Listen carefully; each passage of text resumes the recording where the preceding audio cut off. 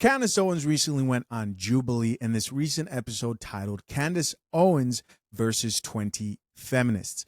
Now, I've seen a lot of different public figures go on this platform, and I'm still wondering why do it. What do they get out of this? Is it the publicity? I did notice that she did promote her book, which is titled Make Him a Sandwich. I think it's a book that's coming soon, and maybe that's it. I don't know. I see these situations and snippets from Jubilee's conversations, and it just seems like a bunch of young debaters looking for got you moments. And the most shocking thing to me about this particular episode wasn't even actually many of the conversations that were had, but it was how much these feminists were actually so off when it came to the stats that they were pulling to support their arguments and positions. Her first claim that they were addressing, that Candace Owens first stated, was the following. My first claim is that the sexual revolution has devalued women and made them infinitely less happy. And by the way, I'm aware that Candace Owens is actually a very controversial figure online right now. But following her first claim came this chick right here who had this to say and was proven by the platform's fact check, which they actually do this in real time. I was actually impressed that she was completely wrong about DV when it came to same-sex couples, particularly lesbian couples. Check it out. Hi, I'm Samaya. Samaya, nice to meet you. I'm Candace. Nice to meet you too. So my question for you is, statistics show that 60% of women who are murdered by their intimate partners, murdered by someone that they are in close relations with. That's according to the UN from 2023. Yeah. So how is it that, women are so valued, quote unquote, in the home, and yet that's the place where they're at the most danger? Okay, so I'm not sure what that has to do with the sexual revolution. Right, the sexual revolution. The first claim. The sexual revolution gave. I'm happy to answer it. I'm just saying that, if you broaden that statistic, you are more likely in general just to be murdered by somebody you know. So, of course. But men are much less likely to be murdered by, their That's not partners. true. Yes, it is. Yeah, I'm sure, because men are less likely to be murdered by women. Full stop. Yeah, exactly. So that statistic makes sense to me. I'm still not sure how this correlates to whether or not the sexual revolution increased women's ability to leave the house, women's ability to control their own reproductive capabilities, women's ability to, control their own capacity within the workforce in regards to their own sexual capacity. Now, guys, I'm in no way a professional debater at all, but obviously the main point and agenda that a lot of these feminists like to push is how dangerous men are. And shortly here, you're about to see Candace Owens pretty much flip the script on who actually is the most violent and dangerous when it comes to relationships, and those are lesbian couples. So it is the very fact that the sexual revolution happened that made our access to the workplace much more, or just the public sphere in general, much more easy. So without the sexual revolution, women would be much more confined to the place where they're at the most danger. Isn't that true? So you think that, just so I'm trying to understand your argument here, you think that if we didn't have the sexual revolution, less women or more women would be murdered? Are you saying that women are women would be murdered, for sure. Okay. I disagree with that. I still don't think it has anything to do with the claim that women are infinitely less happy because of the sexual revolution, which has devalued women. I think you'd probably be less happy if you're being murdered. And of course, the feminists around, some of them men, start laughing. Okay, yeah, I don't, okay. Okay. There is definitely a correlation between personal relationships and domestic. And just to be clear, if we're talking about just monogamous relationships, the most violent relationships that are on the books are between lesbian partners. Yes, when people are intimate, that's not a true that is statistic. actually true. No, the statistic you're talking about is people who have faced domestic. Lesbians, yes, are more likely to have faced domestic violence, but that's because they typically came from relationships with men in which they were mistreated. Lesbian relationships are the most violent relationships that we have on the books. But we can move on. They can fact check that claim. The point being is that it's not exactly a stunning statistic to say that when people are in relationships, period, whether those relationships are homosexual, whether they're married, you're saying that the sexual revolution. Let me finish. I've let you try to explain how this is correlated to happiness, and I don't think it does. I actually think you're having a different debate right now. So Candace Owens was right. In fact, during the conversation, the actual fact check popped up on the screen that read, a survey from 2013 shows 61% of bisexual women and 44% of lesbian women reported intimate partner violence.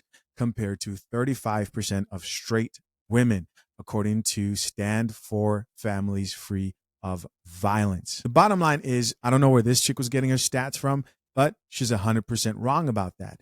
And women, especially feminists, don't know what to do with that statistic, because the whole conversation that's being had, especially when it comes to dating, relationships, and marriage in particular, is men are the problem, right? Within relationships. They are the problem within relationships. If they could pick on the mental load, notice men still, majority of the time, are the breadwinners picking up the financial load. So they're not going to use that talking point. They're going to say, if they can pick up the mental load, if they can not be violent, you're more likely to get hurt from a man within a relationship.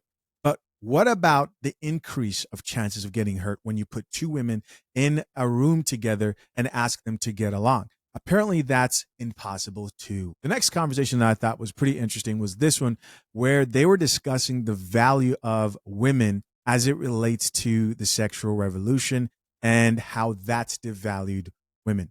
Check it out. Can we start with the beginning? Do you identify as a female? I identify as a woman, yeah. Okay. Right. So I do want to get back to your premise. You're saying that women have been devalued, right, by the sexual revolution. This kind of presumes two things. One, that there has been a loss of worth, right, for women. So you're saying that women have, as human beings, lost worth. Women who, prior to their sexual revolution, were worth more than women today. I would say that, yes, women have devalued themselves by becoming overtly sexual. That's my claim. So, I mean, also according to and let's not remove this from the other part of the claim, which that it has made women infinitely less happy. Right. So are you saying? So I actually would push back on the way Candace Owens rebutted her question right there when it came to women's value. And I get this is different when you have time to look at the situation. The cameras aren't there. People who usually debate, they talk really fast and they're trained and practice this. But I'll say this. There's a difference between sexual market value and personal value, right? The value that you bring to the world, the value that you bring to society versus your value on the dating market. And I think when that's distinguished, this conversation becomes less complicated. And yes, the answer is yes. You do devalue yourself when it comes to your promiscuity as a woman and you being an WHORE. Men care about these things. No matter how much you want to try, you don't want to get on the knee. Maybe the staunch feminists don't mind, but most women don't. Good luck convincing them they're not the ones who go out and pick their husbands. They want to play damsel in distresses, right? They want to maintain that traditional dynamic of a man pursuing them, which makes him the buyer, the woman the product. And they care about those things in the sexual dating market where your promiscuous past does matter. But you're saying that according to you, women have been devalued. Not according to me. According to the time in which people are getting married, how difficult it is for people to find a partner that's willing to commit to them. And I think that's in large part due to the fact that women are offering sex for free, because it was a major component of the sexual revolution was this idea. So a woman's worth is tied to her sexuality. Yes. It's not tied to, well, absolutely. If you're going to be having multiple partners, you are going to be devaluing yourself. You're worth less as a human being. Not as a human. You see? And that's where the problem is, right? You're worth less as a human being. No, you're not worth less as a human being. You're not, right? There's a difference between your value when it comes to the dating market and your value when it comes to you as a human being. God loves you. Your family loves you. No one cares how nice you are and how kind you are when you're somebody who cannot provide for a family or help contribute significantly to the provision of a family, or you're somebody who doesn't know how to work within a relationship that may lead or not lead, but maybe a long-term sustainable relationship that may lead to marriage. There are things that men expect of women within the sexual dating market, and not being a 304, getting your cheeks clapped senselessly by men out here are one of those things. Being just, in terms of trying to have a partnership and a productive relationship, certainly men are not going to be clamoring to have a relationship with somebody when there's the market is throwing them. A man's response to your actions is what defines your worth, right? Yeah. Well, I would say that I would argue that what makes women actually happy is family. So if you're interrupting, so just to connect the dots for you, when women are having sex with multiple partners, it devalues them for men, right? For men. So, yes. So men define a woman's worth. In the sexual dating market, they do. Well, I would say both of them kind of define one another's worth, because I think the ultimate goal for people to be happy is actually family.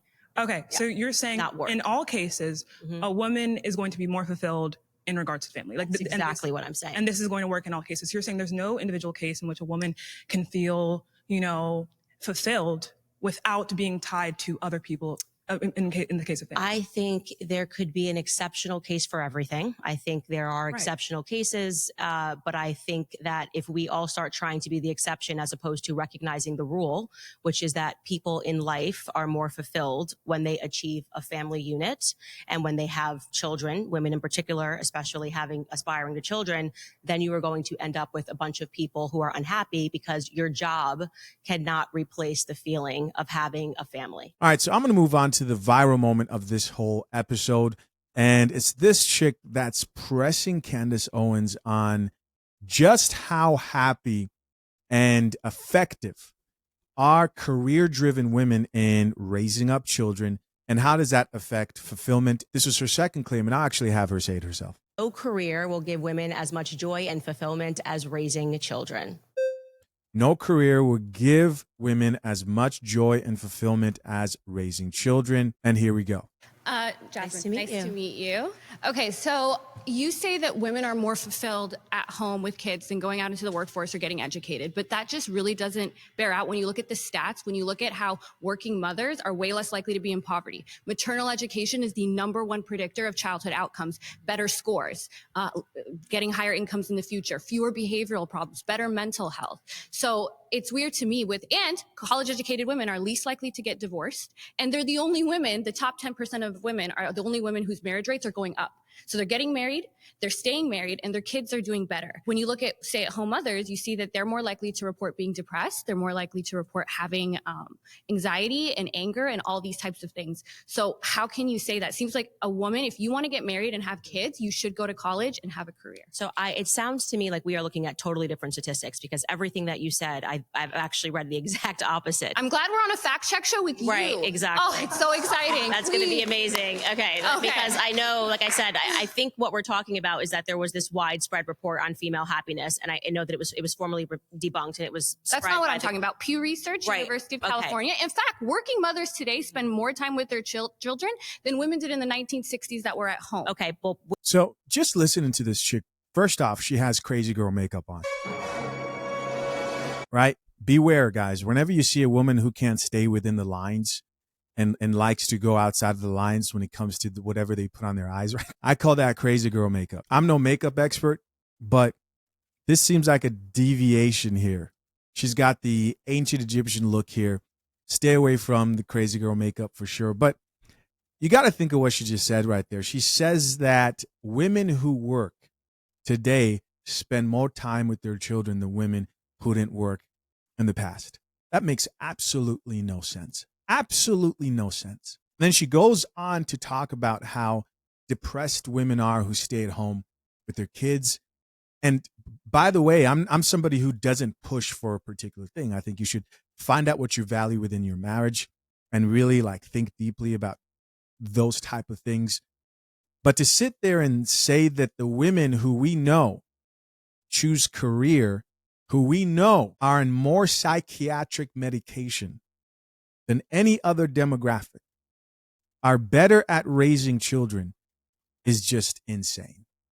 Women that are at home are obviously spending more time with their children than the people who are at work. And their today. children are not faring off any better, and they're faring off worse. How are you measuring their children faring off worse? How likely they are to higher incomes, better scores, fewer health problems, fewer behavioral issues, and better mental. So the just to get back to the claim that I'm making here is that right. It is Let's get back to reality. Obvious that women who have children are going to be more fulfilled. How is that obvious?